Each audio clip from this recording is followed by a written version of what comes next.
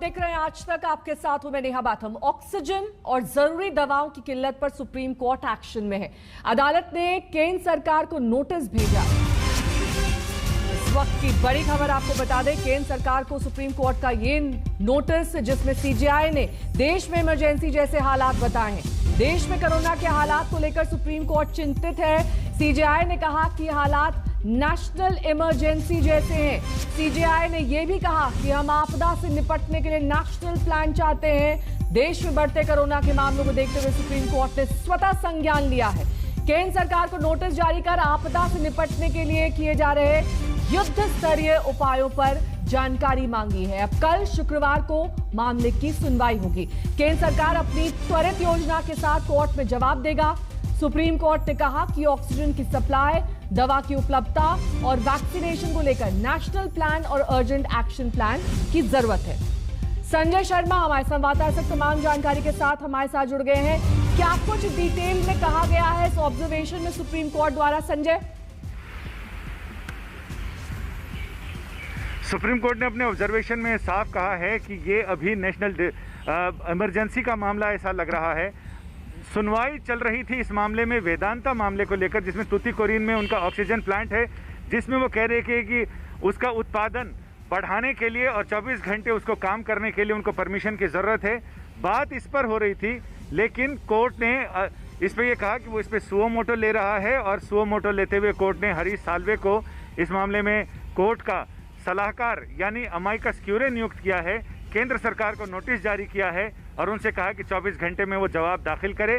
Court शुक्रवार को इस मामले की सुनवाई करेगा और इस मामले में केंद्र सरकार अपनी त्वरित योजना के साथ उपस्थित होगी और वो बताएगी कि आखिर उसके पास क्या एक्शन प्लान है, कैसे पूरे देश में ऑक्सीजन की कमी या फिर जो वैक्सीनेशन प्लान चल रहा है उसको लेकर, बाकी अन्य उपायों को लेकर सरकार क्या करने जा रही है, उस बारे में कोर्ट को बताया जाएगा। तो यानी सुप्रीम कोर्ट ने चिंता भी जताई है देश में कोरोना के बढ़ते संक्रमण की स्थिति पर, और उससे पार पाने के लिए सरकार के पास क्या उपाय है, इसके बारे में भी जानकारी मांगी है। जवाब कब तक मांगा गया है संजय इस पूरे मामले में? जिस तरीके से स्वतः संज्ञान लिया है कोर्ट ने, पूछा है कि क्या तैयारियां हैं?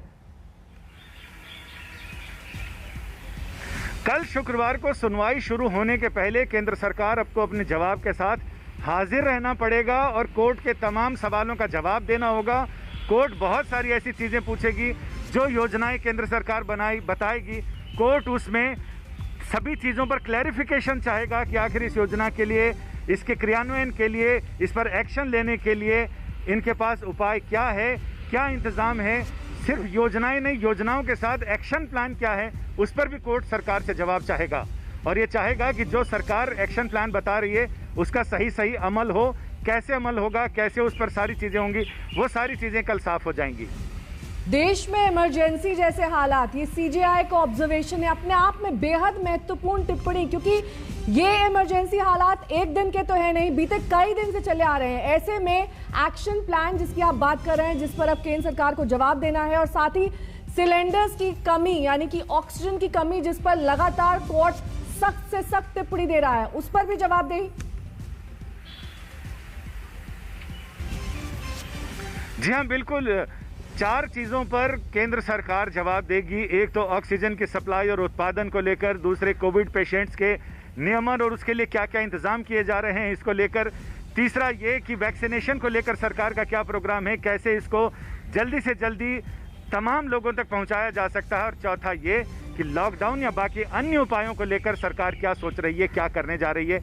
इन 4 चीज़ों पर केंद्र सरकार को जवाब देना है और सुप्रीम कोर्ट इससे संबंधित सरकार की योजनाओं पर और भी काउंटर क्वेश्चन पूछ सकता है कि आखिर इस योजना पर अमल के लिए उनके पास उपाय क्या है। एक एक चीज साफ करने की योजना है, यानी यहाँ पर कोर्ट सारी चीजें सरकार से ये भी जानेगा योजना क्या है और उपाय क्या है, इसके लिए अमल कैसे करेगी सरकार। बहुत बहुत शुक्रिया संजय इस तमाम जानकारी के लिए आपका। संजय शर्मा हमारे संवाददाता डिटेल में जानकारी देते हुए कोर्ट का क्या ऑब्जर्वेशन है। कल एक बार फिर से सुप्रीम कोर्ट में इस मामले में सुनवाई होनी है। बहरहाल दिल्ली में 24 घंटे में 24,000 से ज्यादा नए मामले सामने आए, लेकिन सवाल यही कि सांसों का संकट कैसे जिंदगी पर भारी पड़ गया है। थोड़ी देर पहले मुख्यमंत्री अरविंद केजरीवाल ने दिल्ली की ऑक्सीजन रिपोर्ट दी, जिसमें अस्पतालों तक ऑक्सीजन पहुंची तो है, लेकिन हालात बहुत ज्यादा नहीं सुधरे हैं। पिछले कुछ दिनों से हम देख रहे हैं कि जैसे जैसे देश भर में कोरोना के केसेस बढ़ रहे हैं, देश के कोने कोने में, हर राज्य में ऑक्सीजन की डिमांड बढ़ रही है, दवाइयों की डिमांड बढ़ रही है, वैक्सीन की डिमांड बढ़ रही है और जगह जगह इनकी कमी महसूस हो रही है। पिछले कुछ दिनों से दिल्ली में भी ऑक्सीजन की काफ़ी ज़्यादा अफरा तफरी मची हुई है। कभी इस हॉस्पिटल में ऑक्सीजन की कमी हो गई, कभी उस हॉस्पिटल में ऑक्सीजन की कमी हो गई, इस हॉस्पिटल में 2 घंटे की ऑक्सीजन बच गई। मैंने खुद रात भर अस्पतालों में ऑक्सीजन का इंतज़ाम कराने में गुजारी है कि कहीं किसी अस्पताल में ऑक्सीजन की कमी से कहीं मौत नहीं हो जानी चाहिए। केंद्र सरकार हर राज्य को ऑक्सीजन का कोटा तय करती है। देश भर में जितनी भी ऑक्सीजन बनती है, केंद्र सरकार तय करती है कि इस राज्य को इतनी ऑक्सीजन मिलेगी, इस राज्य को इतनी ऑक्सीजन मिलेगी। अब दिल्ली को कितनी ऑक्सीजन चाहिए? दिल्ली सरकार ने अपना एक एस्टिमेशन लगाया जिसके हिसाब से दिल्ली को रोज़ाना 700 टन ऑक्सीजन की ज़रूरत है। केंद्र सरकार ने हमारा कोटा कल तक 378 टन तय किया हुआ था। ये कोटा कल शाम को बढ़ा के 480 टन कर दिया है केंद्र सरकार ने। इसके लिए हम केंद्र सरकार के बहुत बहुत आभारी हैं। अब केंद्र सरकार ये भी तय करती है कि जो आपके कोटे की ऑक्सीजन है वो कौन सी कंपनी देगी। जैसे दिल्ली में तो ऑक्सीजन बनती नहीं है, दिल्ली की सारी ऑक्सीजन दिल्ली के दूसरे राज्यों से, दिल्ली के बाहर के दूसरे राज्यों से आती है। तो केंद्र सरकार तय करती है कि फलाने राज्य की ये कंपनी आपको इतने किलो ऑक्सीजन देगी, फलाने राज्य की ये कंपनी आपको इतने किलो ऑक्सीजन देगी। मान लो राजस्थान की ये कंपनी आपको इतने किलो देगी, हरियाणा की ये कंपनी आपको इतने किलो देगी। तो केंद्र सरकार कंपनियां तय करती है कि किस कंपनी से दिल्ली को अपने कोटे की ऑक्सीजन आएगी।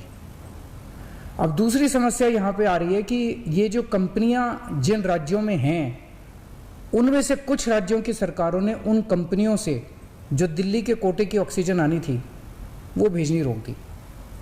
राज्यों ने कहा कि पहले हम अपने राज्य में इस्तेमाल करेंगे, दिल्ली का कोटा भी हम इस्तेमाल करेंगे, दिल्ली के जो ट्रक हैं वो जाने नहीं देंगे। लेकिन मैं केंद्र सरकार का और दिल्ली हाई कोर्ट का शुक्रिया अदा करना चाहता हूँ। पिछले 2-3 दिन के अंदर उन्होंने हमारी बहुत मदद की है, जिसकी वजह से अब ऑक्सीजन दिल्ली पहुँचने लगी है। जो जो दिक्कतें आ रही थी, हम लगातार पिछले 2 दिन से एक मिनट टू मिनट, मैं खुद, मनीष जी, मैं, हमारे सारे ऑफिसर्स केंद्र सरकार के लगातार संपर्क में थे। परसों रात को मुझे याद है जब जीटीबी हॉस्पिटल में वहाँ का ट्रक एक पड़ोसी राज्य से चलना था पर वो चला नहीं, जीटीबी ऑक्सीजन में आनी थी ऑक्सीजन, तो एक केंद्रीय मंत्री को हमने फ़ोन किया और उन्होंने तुरंत वहाँ पे बात करके उस ट्रक को वहाँ से छुड़वाया। हम लगातार संपर्क में हैं, एक ट्रक को अस्पताल पहुँचाने की कोशिश कर रहे हैं। हम सब लोग 24 घंटे काम कर रहे हैं, सोई नहीं है। हाई कोर्ट और केंद्र सरकार से जो मदद हमें मिली है उसके लिए तहे दिल से हम उनका शुक्रिया अदा करना चाहते हैं। वहीं दिल्ली में कोरोना की मार के बीच ऑक्सीजन को लेकर त्राहिमाम है। अस्पतालों की ऑक्सीजन खत्म हो रही है। हाईकोर्ट की फटकार के बावजूद हालात सुधरते नहीं दिखाई दे रहे हैं और इस बीच कोरोना की वजह से एक करके लोग अपनों को खोते जा रहे हैं।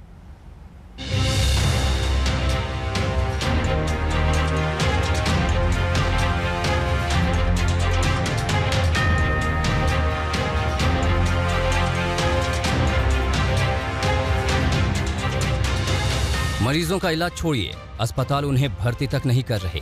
दिल्ली के बड़े बड़े अस्पतालों को ऑक्सीजन के लिए हाईकोर्ट से गुहार लगानी पड़ी। फटकार के बाद केंद्र सरकार ने ऑक्सीजन की सप्लाई बढ़ाई। इसके बावजूद कई अस्पतालों में देर रात ऑक्सीजन खत्म हो गया और जैसे तैसे उनका इंतजाम किया गया। हेल्थ सिस्टम के इस बदहाली के बीच कोरोना के लगातार बढ़ते मामलों ने दिल्ली एनसीआर में कोहराम मचा रखा है। इनमें 72 साल के कांग्रेस के वरिष्ठ नेता अशोक कुमार वालिया भी शामिल हैं। शीला दीक्षित सरकार में स्वास्थ्य मंत्री रह चुके वालिया ने दिल्ली के अपोलो अस्पताल में रात 1:30 बजे अंतिम सांस ली। कोरोना से पीड़ित डॉक्टर वालिया 3 दिनों से अस्पताल में भर्ती थे। डॉक्टर वालिया के निधन पर सभी दलों के नेताओं ने शोक जताया है। दिल्ली के पूर्व कैबिनेट मंत्री श्री अशोक वालिया जी के निधन का समाचार बेहद दुखद है। उन्होंने दिल्ली में सकारात्मक राजनीति को आगे बढ़ाया। ईश्वर उनकी आत्मा को शांति प्रदान करे। वहीं सीपीएम महासचिव सीताराम येचुरी ने कोरोना की वजह से अपने बड़े बेटे आशीष येचुरी को खो दिया। येचुरी ने ट्वीट कर बताया, भारी दुख के साथ सूचित कर रहा हूं कि मैंने कोविड-19 की वजह से आज सुबह अपने बड़े बेटे आशीष येचुरी को खो दिया। मैं उन सभी का शुक्रिया अदा करता हूं जिन्होंने हमें उम्मीद दी और उसका इलाज किया। Doctor, nurse, frontline health workers, sanitation worker और तमाम लोग जो हमारे साथ खड़े रहे। इस बीच दिल्ली के कई अस्पतालों में ऑक्सीजन की किल्लत के चलते मरीजों की जान पर संकट जारी है। दिल्ली एनसीआर में ऐसे कई मामले सामने आ रहे हैं जहां मरीजों का इलाज करना तो दूर, उन्हें एडमिट तक नहीं किया जा रहा है। जनकपुरी के माता चन्नन देवी अस्पताल में आज सुबह ऑक्सीजन खत्म हो गया। यहां 200 से ज्यादा मरीज भर्ती हैं जिन्हें ऑक्सीजन की जरूरत है। अस्पताल लगातार अधिकारियों और कंपनियों से बात कर रहा है। दिल्ली के नजफगढ़ में राठी अस्पताल को बड़ी मुश्किलों के बाद ऑक्सीजन सिलेंडर मिले। यहां ऑक्सीजन की कमी हो गई थी। वहीं दिल्ली सरकार के राजीव गांधी सुपर स्पेशलिटी अस्पताल में जहां 900 मरीज भर्ती हैं, वहां ऑक्सीजन का गंभीर संकट है। ऑक्सीजन की किल्लत को लेकर कल दिल्ली हाईकोर्ट ने केंद्र सरकार को फटकार लगाई थी। दिल्ली हाईकोर्ट ने केंद्र सरकार को निर्देश दिया कि कोविड-19 के गंभीर रोगियों का इलाज कर रहे दिल्ली के हॉस्पिटल को किसी भी तरीके से ऑक्सीजन मुहैया कराई जाए। हैरानी जताते हुए अदालत ने यह भी कहा कि केंद्र हालात की गंभीरता को क्यों नहीं समझ रहा। कोर्ट से मिली फटकार के बाद केंद्र सरकार जागी और दिल्ली के तमाम अस्पतालों में ऑक्सीजन की सप्लाई आसपास के इंडस्ट्रियल एरिया से होने लगी है। इस वक्त हम लोग मैक्स पटपड़गंज पर हैं। यहाँ पर भी चंद घंटों की ऑक्सीजन बची थी और कोविड के मरीजों के लिए जो सबसे जरूरी चीज इस वक्त है वो ऑक्सीजन है और इसकी सप्लाई उत्तर प्रदेश और हरियाणा के आसपास के इलाकों के जो इंडस्ट्रियल एरिया है वहां से अब की जा रही है। तमाम अस्पतालों को लेकर के दिल्ली के मुख्यमंत्री अरविंद केजरीवाल ने यह कहा था कि चंद घंटों की ऑक्सीजन बची है और अब ऑक्सीजन की सप्लाई इन अस्पतालों में धीरे धीरे बढ़ाई जा रही है। केंद्र ने दिल्ली को मिल रही 378 मीट्रिक टन ऑक्सीजन को बढ़ाकर 480 मीट्रिक टन किया है, लेकिन बंगाल, उड़ीसा और यूपी से इस अतिरिक्त ऑक्सीजन को आने में 72 घंटे लग जाएंगे। ऑक्सीजन की इस किल्लत के बीच कुछ अस्पतालों का रवैया अब भी मरीजों की जान ले रहा है। संदीप अपनी सासू मां को एम्बुलेंस में लेकर भटकते रहे। पहले दिल्ली के अस्पतालों में गए, जगह नहीं मिली तो गाजियाबाद पहुंचे। यहां प्राइवेट अस्पताल ने कोरोना की रिपोर्ट मांगी। रिपोर्ट न होने की वजह से जिला अस्पताल का रुख किया, लेकिन तब तक उनकी सासू मां ने दम तोड़ दिया। वहाँ उन्होंने तो भेज दिया, उन्होंने तो बोला पहले रिपोर्ट करा के लाओ कोरोना की। जब कोरोना का मरीज है तो कोरोना का रिपोर्ट लाने की जरूरत क्या? कोरोना है ही है उनको तो कहाँ पे आया? अच्छा, उसके बाद 5 किलोमीटर दूर लाके हमारे को रिपोर्ट कराने के लिए यहाँ आना पड़ा। उतनी देर में तो यहाँ 2 घंटे यहाँ पर वेटिंग हो गई, उसमें डेथ हो गई उनकी सास। दिल्ली में कोरोना से हालात बिगड़ते जा रहे हैं। कोरोना की चेन को तोड़ने के लिए लॉकडाउन लगाया गया, जो अब भी जारी है। दिल्ली में पंकज जैन और अभिषेक आनंद के साथ आज तक ब्यूरो।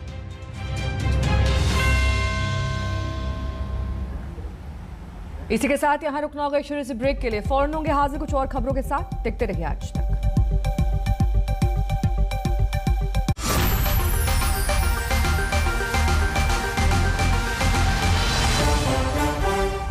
पर ये दिल है कि चख रहा है उन्हीं अल्फाजों का। दूर कितना भी जाओ, इस जुबान से दूर ना जा पाओगे। विमल, बोलो जुबान केसरी। पश्चिम बंगाल के चुनावों में अब तक जो कभी नहीं हुआ वो सब कुछ हो रहा है कि ममता बनर्जी बनाम बीजेपी, किसमें दिखता है उन्हें दम? कौन पड़ेगा किस पर भारी? किस पार्टी के दावे में कितना है दम? राजनीतिक वर्चस्व स्थापित करने की होड़ सी मची हुई है। इन सभाओं का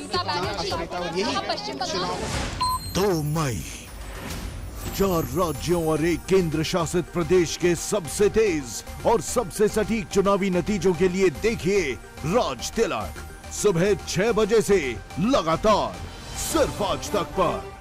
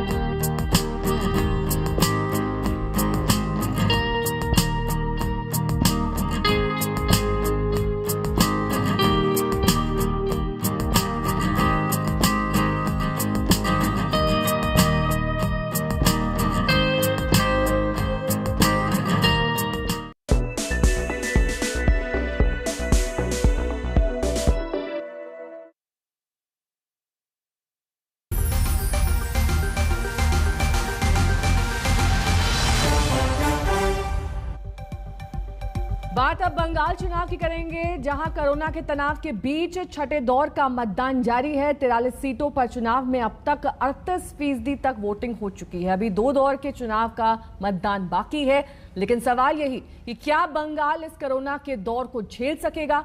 बीजेपी नेता मुकुल रॉय ने खास बातचीत में बंगाल का चुनावी हाल बयां किया। हमारे साथ इस वक्त है बीजेपी के दिग्गज नेता मुकुल रॉय, जो इस वक्त कृष्णनगर उत्तर से बीजेपी के लिए लड़ रहे हैं। मुकुल दा, बड़ा चैलेंज है आपके लिए, कैसे देखते हैं इसको? तो लास्ट लोकसभा चुनाव में ये सीट से बीजेपी का 55,000 वोट से जीता, तो हमारा मालूम होता है तो बीजेपी के लिए ये सीट ठीक ही है, आसान ठीक ही है।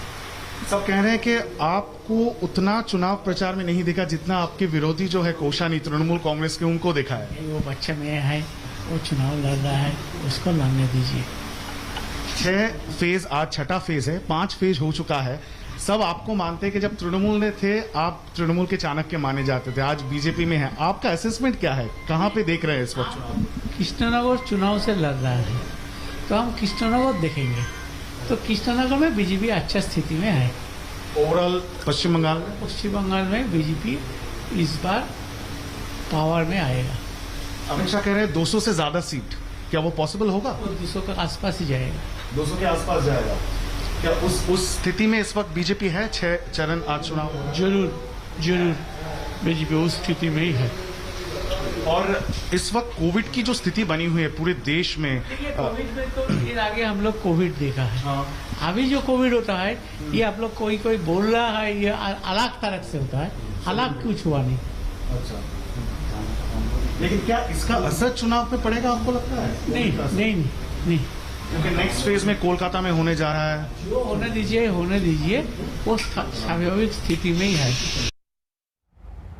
इसी के साथ यहाँ रुकना होगा। शीर्ष ब्रेक के लिए फौरन होंगे हाजिर कुछ और खबरों के साथ। देखते रहिए आज तक।